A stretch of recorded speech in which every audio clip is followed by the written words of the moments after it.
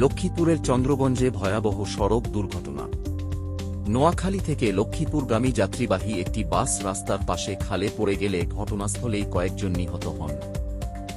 Police জানায়, দুর্ঘটনার পর বাসটি খালের মাঝখানে ডুবে যায়। খবর পেয়ে ফায়ার সার্ভিস ও সেনাবাহিনী যৌথভাবে উদ্ধার অভিযান চালায়।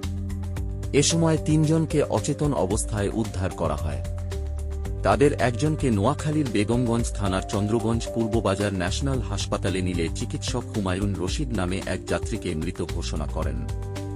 গুরুতর আহত অপর 2 জনকে নোয়াখালী জেনারেল হাসপাতালে পাঠানো হয়। এছাড়া আরও 2 জনের মরদেহ নোয়াখালী 250 শয্যা বিশিষ্ট জেনারেল হাসপাতালের মর্গে রাখা হয়েছে। নিহতের সংখ্যা বেড়ে দাঁড়িয়েছে 5 জনে। আহত হয়েছেন আরও বেশ কয়েকজন। লক্ষ্মীপুরের সড়ক দুর্ঘটনায় নিহতদের পরিচয় এখনও সম্পূর্ণভাবে জানা যায়নি। তবে পুলিশ ও স্থানীয় প্রশাসন ঘটনাস্থল নিয়ন্ত্রণে রেখেছে। পরবর্তী আপডেট পেতে আমাদের চ্যানেলটি সাবস্ক্রাইব করুন।